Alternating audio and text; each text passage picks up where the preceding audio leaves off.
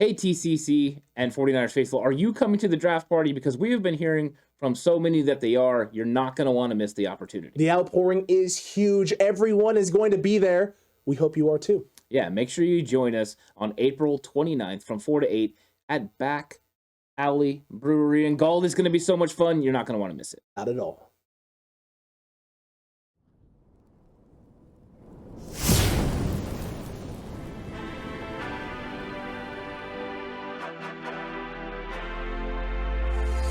From the alley-oops at Kezar to the glory days at the stick. From who's got it better than us to brick by brick. It's always the 49ers way. From off-season to game day. Yeah, we talk back. It's the 49ers cutback.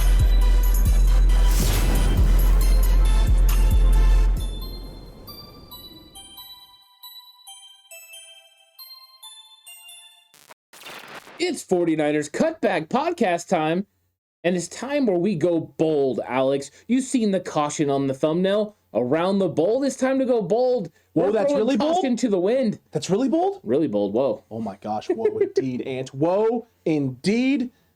And we got 5 bold predictions for the 49ers in the 2022 NFL Draft, Ant. 5 things that, well, maybe we think they could happen, but we think would be very bold, and that's the important part, and I'm excited for this, and if you're excited, hit the like button right now, smash that thing to oblivion. Hit the subscribe button if you haven't already so that we don't miss more boldness, Ant, because if they've just found the channel, right, you're just here for the first time, in-season content, plenty of bold to go around.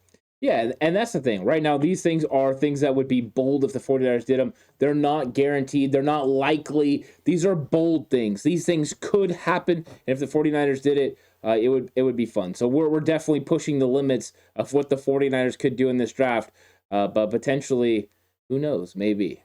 Who knows, maybe indeed, and let's start this thing off with my first bold prediction, and bold prediction numero uno for the 49ers cutback. There's going to be trades. I mean, we imagine, cutback crew, we all feel like there's going to be a trade, and I think you're right. I think there's a really good chance that Jimmy Garoppolo is going to get traded. But a lot of people think, right, Jimmy gets traded, we're getting a player, all this stuff. I don't think so, TCC, because I think the Niners have a plan.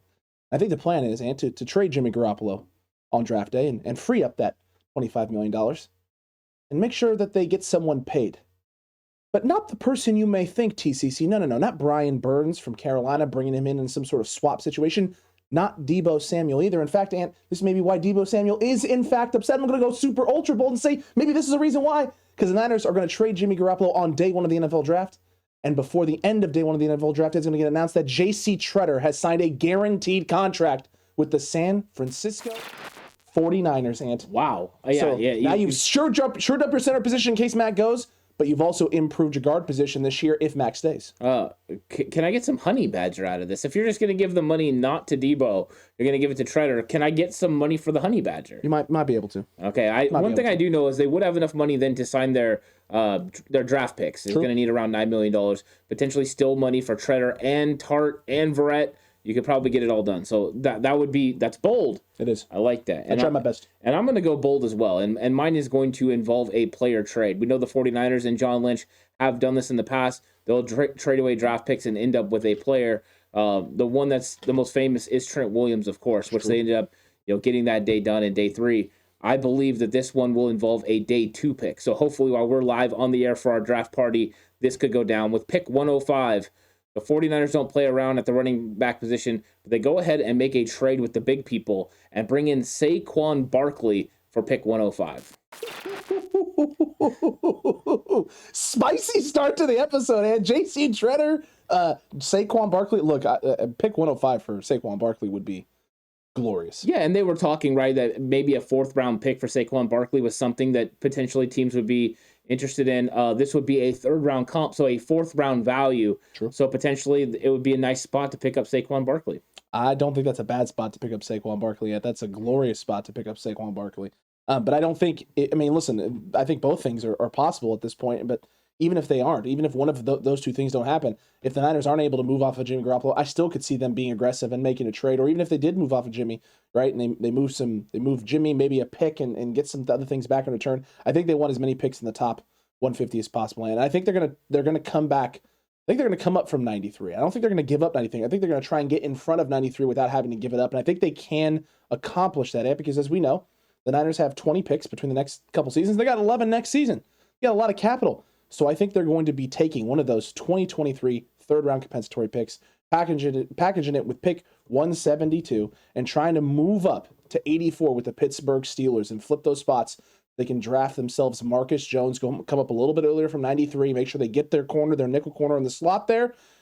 And if they do so, it leaves them with a lot of flexibility at 93 to go after a lot of different players. I won't be shocked, though, if it's a wide receiver prospect, whether that's someone like Khalil Shakir or if someone like Alex Pierce were to slide, then get themselves a wide receiver there. But come up, get your nickel corner early in this draft, not super early, but early enough, and that you make sure you hit on him. And if he's not there, who knows? Maybe it's your boy Damari Mathis at a pick. No, I think you're right. They could trade up potentially into the 80s and go ahead and try to get their nickel corner, but the name you said was wrong. It should be Damari Mathis out of Pittsburgh, a phenomenal player. More of a thumper than Marcus Jones. So Jones is a good player, don't get me wrong. I think he's really good, and he's the apple of the 49er fan base's eye. And the Jets and everybody. And probably everyone, except for me. I really like him, don't get me wrong, but I would take Mathis over him, and maybe I'm in the minority, and that's okay. I like standing out on my own. I think there's a couple people that are in that department with me, but he is moving up boards rapidly. And if I wasn't trading 105 or 93 for Saquon Barkley, I would probably be drafting Damari Mathis. So there you go. And that's the thing, right? If they miss out on Jones, if they're not able to trade up, Mathis would potentially be there at 93. So you got that. Here's my next bold prediction. And this is our fourth bold prediction of the episode. Just in case you're wondering, we're going to have a nice fifth one together. But my bold prediction is that the 49ers are going to somewhat shock people in the positions that they go after. And in the first 4 rounds of the NFL draft, the 49ers will address linebacker and tight end. I believe they will address them in the first 134 picks, and they will get themselves a linebacker and a tight end. Chat, stop it. Stop booing. Why is the chat booing? I don't think they're going to boo because I think they know they're going to get good players. They understand that Azeez Al-Shire and Dre Greenlaw in the last year of their contracts, you're not going to be able to hold on to both. Demetrius Flanagan-Fowles is probably not the answer there. What would make you say that? Yeah, Oren Burks potentially not the answer there. Special teams guys, but starters, I don't think so. And then in the tight end position, you got Charlie Warner, but he's not a complete tight end right now. You need someone that's a more complete tight end, and there's going to be guys available in this draft that could potentially do that. And if not, at least a receiving tight end that can maybe push Ross Dwelley and potentially take over that third spot. I agree with you here. I think actually this is something I've tried to not talk myself into, but want to get myself into this mindset of the Niners have done this. This is something that they will do. They could go linebacker, they could go tight end, and I think they should at both spots. I think you address this a year early at the linebacker spot and make sure you get this thing shored up for next season. You don't have to necessarily make a decision in terms of who you want to go with, right? It doesn't have to be. You don't have to have the answer between Azeez and Dre Greenlaw right now. You don't need that answer. But you know that you can make the decision when the time comes and feel really good about what's behind them. That's what you got to do for San Francisco. And I have been clamoring now for the tight end room to be improved for a few seasons. I was not someone who was extremely high on Ross Dwelley coming into the 2020 campaign. I definitely wasn't high on him coming into the 2021 campaign. Please, San Francisco, do this. I will feel a lot better about this team in the tight end room if you do this. Yeah, I definitely think it's an avenue in which they can improve their team. And I think linebackers, well, just preparing for the future is something they're going to have to do. And there's going to be linebackers that you can get in the fourth round that could potentially do that. And even linebackers in the third round that are very good football players that could definitely change that room in a positive way and ensure yourself in case one of those guys suffers an injury. Dre Greenlaw, not often hurt, but was hurt last year. Fred Warner was hurt, and Azeez all spent time on the injured reserve. So bringing a guy in right now that could come in and step in if needed is something they should do. It definitely is, Ant. And because they may do this, this actually plays into our fifth bold prediction. Yeah. Something that you and I think both think. We've been prepping people for this. We've been saying this and teasing it, and then we've done mock drafts and maybe not necessarily fully pulled the trigger on it. Maybe someone sneaks in there or slides in there occasionally. But I think everyone needs to brace themselves for number 5 because it involves a position the 49ers won't be drafting. And Ant, what is that position? Yeah, potentially, what if the 49ers don't draft an interior offensive lineman? I know this might make people's heads explode, but the 49ers have primarily drafted offensive tackles and then let their versatility and flexibility show in the way that they play. They could go the same way. They've drafted one interior offensive lineman in the tenure of John Lynch and Kyle Shanahan, that being Aaron Banks, who is a developmental guy who did not play in year one. Jalen Moore was asked to play right away. Colton McKivitz was asked to play right away. Justin Skule, Daniel Brunskill, all these guys that they brought in the first year that they were there were tasked with playing right away, all with position versatility. Tom Compton's another person that was here last year that had that versatility. They might tend to go that way. So you might not hear a Dylan Parham name or Alec Lindstrom name or Cole Strange. So I think people need to brace themselves in case they decide to go a Max Mitchell or somebody else at offensive tackle, or a Spencer Buford, for instance, that could play inside if asked. But get ready. It might not be an interior offensive lineman. And I can see this. I can definitely see this. The Niners have done it once. Last year was a perfect example of it, right? They go Aaron Banks, but of the two linemen they drafted, Jalen Moore was the one who got the playing time. Jalen Moore was the one who was asked to step up and fill in a role before Banks was even making the roster and an active part of the 53-man last year. So this is definitely something that could happen. 49ers fans need to brace. TCC, brace up, because interior O-line may not be addressed, and we may be looking at another tackle who has position versatility. Yeah, I think it is a possibility. And, we're having fun with these bold predictions. I'm curious what the TCC's bold predictions will be. Let them be bold. You don't have to, have any restrictions on these. They don't have to be completely realistic.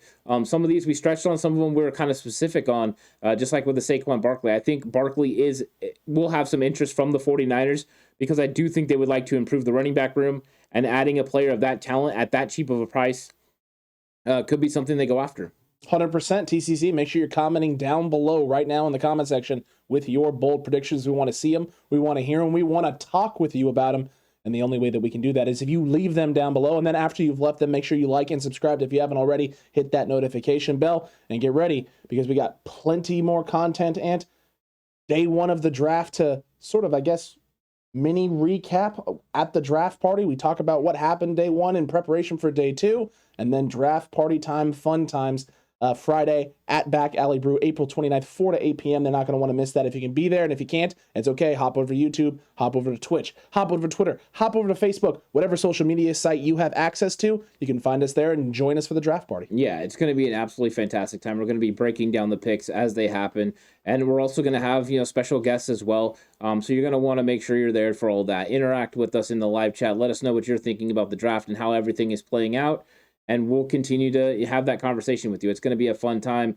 Definitely looking forward to, Friday. It's going to be a lot of fun. And this draft is going to give a lot of clarity into what the 49ers plan on doing in the future. A bunch of clarity. Don't miss out on any of it. Be there for all of it. Be here for the reaction. It's going to be a lot of fun. We'll see you then, TCC. And until the next one, stay safe. And remember, the right way is always the 49ers way.